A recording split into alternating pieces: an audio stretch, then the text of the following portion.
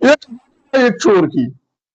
जब वो चोर अपने जीवन के अंतिम पड़ाव में था, जब वो मरने वाला था, तब वो अपने बेटे को बुला के बोलता है कि मेरे पास तुझे विरासत में देने के लिए कुछ नहीं है, मेरे पास सिर्फ और सिर्फ कुछ है, तो बस डाका डालने की कला और चोरी करने की कला है।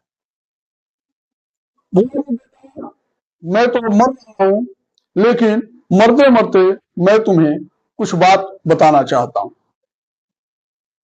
उसने बोला कि बेटा, जब तुम किसी के घर में डाका डालने जाना, जब तुम किसी के घर में चोरी करने जाना, तो उस रास्ते से कभी मत जाना जिस रास्ते में बुद्ध हो।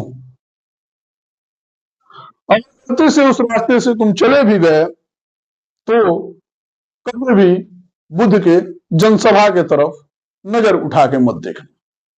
और गलती से अगर बुद्ध के जनसभा पे तुम्हारी नजर चले भी गई, तो उनके बातों को मत सुनना, अन्यथा तुम चोरी नहीं कर पाओगे।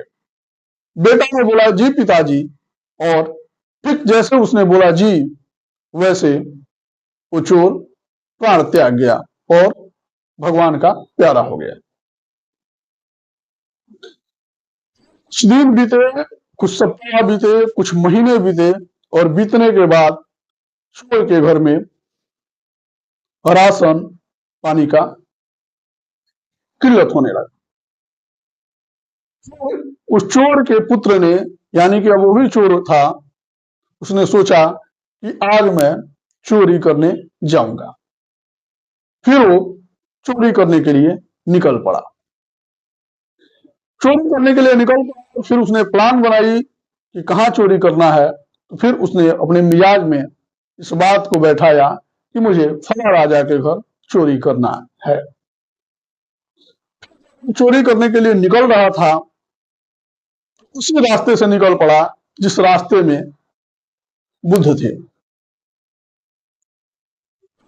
ये तो एक गलती हो गई कि इसी रास्ते में बुद्ध हैं, कि अब मैं तो इस रास्ते से गुजर रहा हूं, पिताजी की कही बात का अवहेलना हो गया, लेकिन मैं इसके जनसभा की तरफ नहीं देखूंगा। फिर आगे बढ़ता गया और कुछ दूर तक चला तो देखा कि काफी लोगों का काफिला लगा हुआ है, और वो काफिला कोई और नहीं था, वो काफिला बुद्ध को सुनने के लिए लगा हुआ था। सोचा कि चलो देख ही लेते हैं। फिर उस जनसभा की तरफ देखा, और देखने के बाद से देखा कि एक नंगा व्यक्ति, जिसके शरीर पे एक वस्त्र तक नहीं है, और इसको सुनने के लिए इतना लोग हैं कि इससे मुझे क्या लेना है, मैं चल रहा हूं अपने मिशन यानी कि चोरी करने। आगे बढ़ने लगा, और आगे बढ़ते बढ़ते जैसे गया, तैसे एक आवाज उसके कान में आई कि मृत आत्माओं की छाया नहीं बनती है, यानी कि उसकी परछाई नहीं होती है। फिर बोला अरे बाप रे बाप, पिताजी ने बोला था कि उस रास्ते से गुजरना है जिस रास्ते में बुद्ध हो, और उस रास्ते से गुजर भी जाना तो कभी उनके जनसभा की तरफ नहीं देखना, और उस जनसभा को अगर देख भी लिए तो उनके बातों को मत सुनना। और ये तीनों गलतियां जो है हमने तो दोहरा दी। मैं वही रास्ता चुन लिया जिस रास्ते में बुद्ध थे, मैं वही रास्ता चुन लिया, मैं उसे देख लिया जिस रास्ते में बुद्ध की जनसभा हो रही थी, और आखिरी गलती तो मैंने ये भी कर दी कि बुद्ध के बातों को सुन लिया। लेकिन पेट है साहब, परिवार चलाना था, चोरी करने तो उसे जाना ही था। बोला चलो ठीक है, जो होगा देखा जाएगा, निकलते हैं। फिर वो अपने मिशन की तरफ बढ़ गया, चोरी करने के लिए निकल गया, और उस राजा के राज्य के प्रांगण में प्रवेश किया, और उस राजमहल में जब गया तो हीरे जवाहरात और भी बहुत सारी चीजें, सोने के मोहर पड़े हुए थे, उसको बोरे में कसने लगा, और कस के निकल रहा था, तब तक सिपाही लोगों ने उसे पकड़ लिया। सिपाही ने जब पकड़ा तो राजा के सामने उसे पेश किया गया। जब राजा के सामने पेश किया गया तो बोला गया कि तुम बस अपनी गलती कबूल कर लो, यानी कि तुम बोल दो कि मैं चोरी कर रहा था और मैं चोर हूं, तो तुम्हें छोड़ दिया जाएगा। फिर उसने बोला कि नहीं, मैंने चोरी नहीं की। उससे बोला गया कि अगर तुम कबूल कर लेते हो कि तुमने चोरी की है, तो तुम्हें ये जितना सामान तुम चोरी किए हो, हीरे जवाहरात, ये सारी चीजें तुम्हें देकर वापस भेज दिया जाएगा। फिर भी चोर इस बात को एक्सेप्ट नहीं कर रहा था कि मैं चोरी किया हूं। तो बता दें कि राजा ने बोला कि इसे मदिरा दिया जाए, और शराब के नशे में व्यक्ति कभी झूठ नहीं बोलता है। फिर उसे शराब पिलाई गई, और शराब पिलाने के बाद, यानी कि मदिरा पिलाने के बाद, फिर उससे पूछा गया कि क्या तुमने चोरी की है?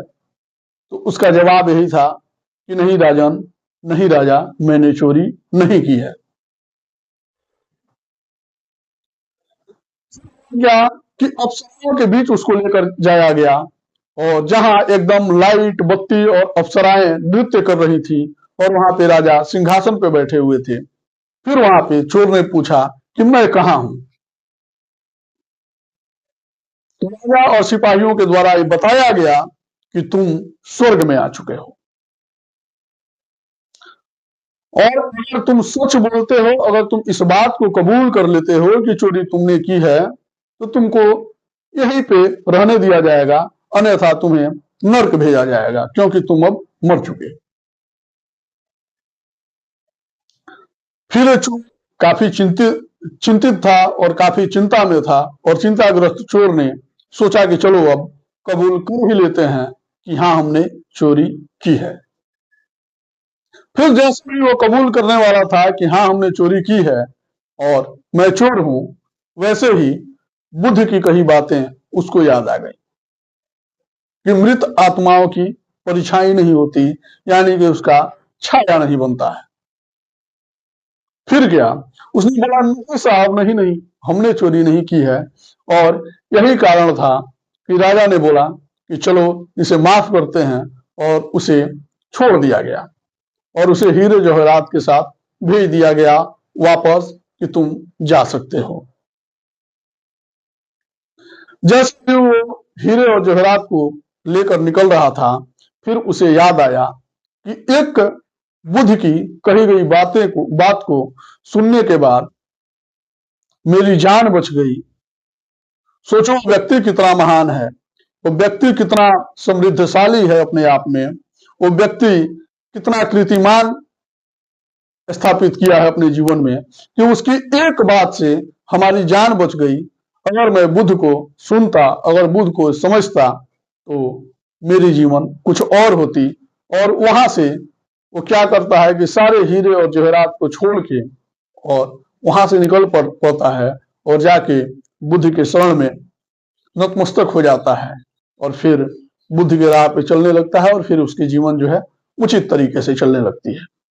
कभी कभी इस कहानी से सीख यही मिलती है कि कभी कभी बुजुर्गों का या फिर अपने माता पिता का भी कहा हुआ बात सत्य नहीं होता है, और उसका अनुसरण अपने दिमाग, अपने बुद्धि और विवेक से किया जाता है।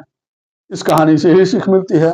आप सभी को ये कहानी कैसी लगी, जरूर कमेंट सेक्शन के माध्यम से बताइएगा। अगर ये कहानी अच्छी लगी तो फिर पुनः बताइएगा कि किस टाइप की कहानी आप सुनना चाहते हैं। तब तक के लिए आप देख रहे थे सुमित द्विवेदी पवन, यानी कि रिस्पेक्ट इंडिया को।